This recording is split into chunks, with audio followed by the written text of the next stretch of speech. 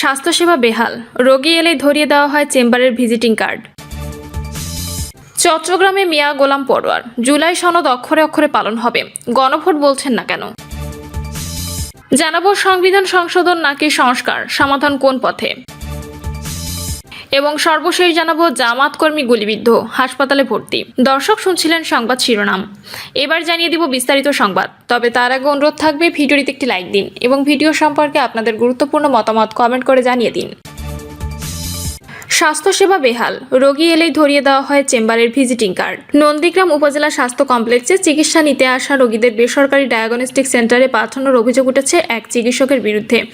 হাসপাতালে বসেই রোগীদের হাতে ব্যক্তিগত চেম্বারের ভিজিটিং কার্ড ধরিয়ে দেওয়া হচ্ছে বলে অভিযোগ করেছেন ভুক্তভোগীরা। স্বাস্থ্য কমপ্লেক্সে গিয়ে দেখা যায় medicine consultant doctor Shamim Jafar Sonet বেলা 11:15 হাসপাতালে প্রবেশ করেন এবং 11টার দিকে রোগী দেখা শুরু করেন।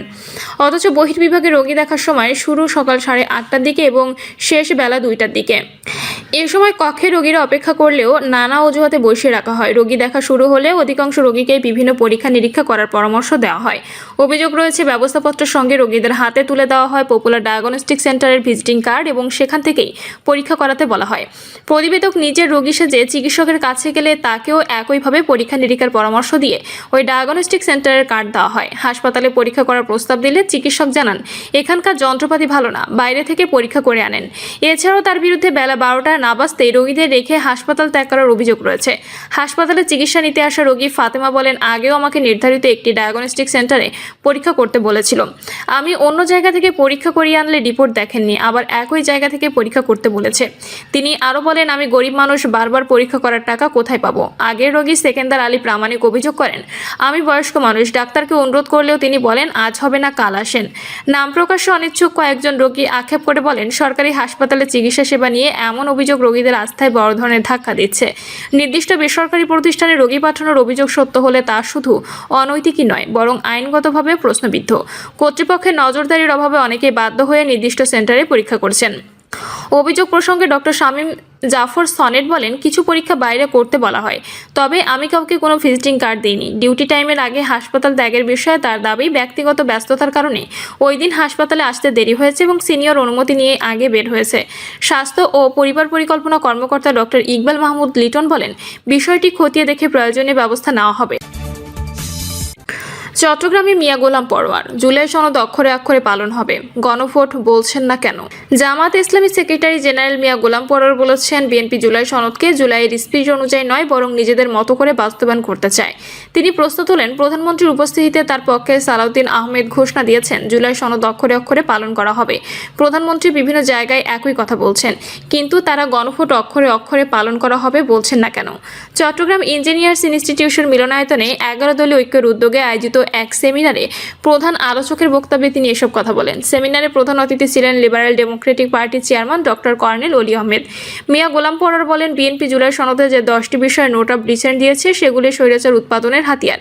এসব নোট অফ ডিসেন্ট 70% মানুষ গণভোটে হ্যাঁ ভোট দিয়ে খারিজ করে দিয়েছে। বিএনপির উদ্দেশ্যে তিনি বলেন, বল এখন জামায়াতের কোর্টে নেই, বল আপনাদের কোর্টে। আপনারা যদি ভুল করেন তাহলে সেই বল আপনাদের বাড়িই ঢুকে যাবে।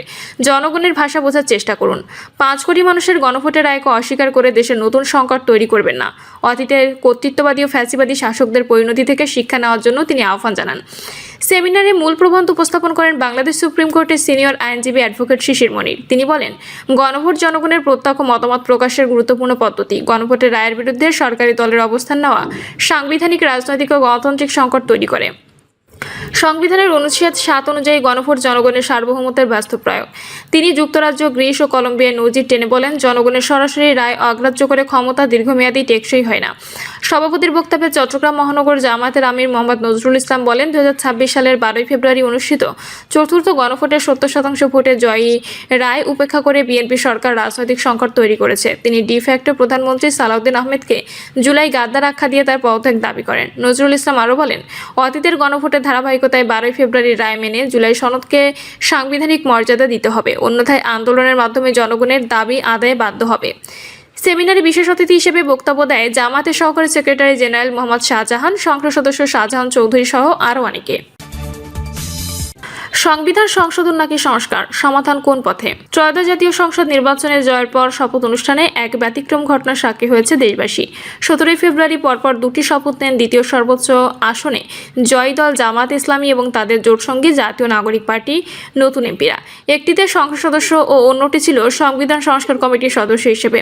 তবে বিপত্তি ঘটে সরকার গড়তে যাওয়া বিএনপির সদস্যরা শপথ নিতে এলে। সেদিন বিএনপির স্থায়ী কমিটির সদস্য সালাউদ্দিন আহমেদ শপথ অনুষ্ঠানে ডায়াসে গিয়ে সাফ জানিয়ে দেন দ্বিতীয় শপথপত্রটি সংবিধানের আলোকে নয়, সেই কারণে তারা সেই শপথ নেবেন না। এরপর সংসদের প্রথম অধিবেশনের দুই শিবিরের পক্ষে বিপক্ষে নানা যুক্তিতর্ক হয়েছে, কিন্তু নিজেদের দাবির পক্ষে নিজেদের অবস্থান থেকে সরেননি কেউই।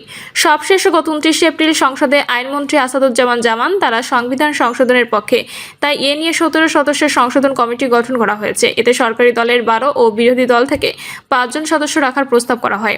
তাৎক্ষণিক প্রতিক্রিয়ায় বিরোধী দলীয় নেতা ও জামাতের আমির ডক্টর শফিকুর রহমান বলেন, কমিটি গঠনের ক্ষেত্রে তাদের ধারণাগত ভিন্নতা আছে, তাই প্রস্তাবটি নিজেরা আলোচনা করে পরে সিদ্ধান্ত জানাবেন। এরই মধ্যে জুলাই সনদের পূর্ণাঙ্গ বাস্তবায়নের পক্ষে রাজপথে কর্মসূচি ঘোষণা করেছে জামাতের নেতৃত্বাধীন 11 দলীয় জোট। তারা এ নিয়ে সরকারকে কোনোভাবে ছাড় দিতে চান না। দুপক্ষে এমন অনড় অবস্থান নিয়ে এক ধরনের বিতর্ক তৈরি হয়েছে। আসলে গণভোটের রায় শেষ পর্যন্ত কার্যকর হবে কি? এই সমস্যার সমাধান কোন পথে জানতে চাইলে সিনিয়র আইনজীবী ও সংবিধান বিশেষজ্ঞ ডক্টর শাহউদ্দিন মালিকে বলেন, একদল বাঁশের মই দিয়ে উপরে উঠতে চায়, আরেক দল চায় সরাসরি বাঁশ দিয়ে উঠতে। তাহলে কোনটা সঠিক হবে? তার মতে এ বিষয়ে সমাধানের পথ বলা কঠিন। তিনি বলেন, পৃথিবীর প্রতিটি সংবিধানে সুন্দর সুন্দর কথা লেখা আছে, কিন্তু বাস্তবায়ন অনেক সময় নাও হতে পারে। তাই সংবিধান সংশোধন না সংস্কার, এই বিতর্ক নিয়ে কিছু বলতে চান না বলেও উল্লেখ করেন তিনি। জুলাই আন্দোলনের পর ডক্টর মোহাম্মদ ইউনূসের নেতৃত্বাধীন সরকার বিভিন্ন খাতে সরকারের উদ্যোগ নেয়। শেখ হাসিনার আমলে হওয়া সংবিধানে বিতর্কিত সংশোধনীগুলো 70 অনুচ্ছেদ তত্ত্বাবধায়ক সরকার ব্যবস্থা বাতিল, পুরোপুরি বাতিলের দাবি জানিয়ে আসছিল বাংলাদেশ জামাত ইসলামী, জাতীয় নাগরিক পার্টি সহ তাদের মিত্ররা। রাজনৈতিক দলগুলোর সঙ্গে দীর্ঘ আলোচনার পর গত বছরের 17 অক্টোবর জুলাই জাতীয় সনদ 2025 সই করা হয়। ওই সনদে 84টি সংস্কার প্রস্তাবের মধ্যে 48টি ছিল সরাসরি সংবিধান সংক্রান্ত। এর মধ্যে 30টি প্রস্তাবের বিষয়ে একমত হয়েছিল বিএনপি, আর কয়েকটি প্রস্তাবে ভিন্ন মত জানিয়েই শেষ পর্যন্ত অন্য দলগুলোর সঙ্গে ঐক্যে যায় দলটি। সনদটি বাস্তবায়নের লক্ষ্যে 2025 সালে 13 নভেম্বর জুলাই জাতীয় সনদ বাস্তবায়ন আদেশ জারি করা হয়। এর পরপরই জনগণের সম্মতি যাচাইয়ের জন্য 25 নভেম্বর জারি হয় গণভোট অধ্যাদেশ। গত 12 ফেব্রুয়ারি ত্রয়োদশ জাতীয় সংসদ নির্বাচন দিলেই একই সঙ্গে গণভোট অনুষ্ঠিত হয়। জুলাই সনদে বলা হয়, নির্বাচনের ফল প্রকাশের 30 দিনের মধ্যে রাষ্ট্রপতি এই পরিষদের অধিবেশন আহ্বান করবেন, যার শেষ সময়সীমা ছিল গত 15 মার্চ। সনদ বাস্তবায়ন আদেশ অনুযায়ী সংবিধান সংস্কার পরিষদ প্রথম অধিবেশন শুরুর তারিখ থেকে 180 কার্যদিবসের মধ্যে জুলাই জাতীয় সনদ ও গণভোটের ফলাফল অনুসারে সংবিধান সংস্কার সম্পন্ন করা হওয়ার কথা। জুলাই সনদ বাস্তবায়ন ও সংবিধান সংস্কার পরিষদের অধিবেশন ডাকার দাবিতে সংসদ থেকে রাজপথে গড়িয়েছে বিরোধী দলের আন্দোলন। অপরদিকে সরকারি দল বিএনপি বিদ্যমান সংবিধানের বাইরে না যাওয়ার সিদ্ধান্ত আনার এই ইস্যুতে কর্মসূচি ঘোষণা করেছে প্রধান বিরোধী দল বাংলাদেশ জামাত ইসলামী সহ 11 দলীয় জোট। সম্প্রতি সংবিধান সংবাদ আন্দোলনে জোট নেতারা দাবি আদায়ে বিভিন্ন কর্মসূচির ঘোষণা দেন। আগামী 16 মে রাজশাহীতে বিভাগীয় সমাবেশ থেকে শুরু হওয়া এই কর্মসূচির ধারাবাহিকভাবে অক্টোবরে ঢাকায় মহাসমাবেশের কথাও জানানো হয়েছে। প্রিয় দর্শক, এই ছিল এখনকার সর্বশেষ সংবাদ। আপডেট সব সংবাদ পেতে চ্যানেলটি সাবস্ক্রাইব করে বেল আইকনটি ক্লিক করে রাখুন।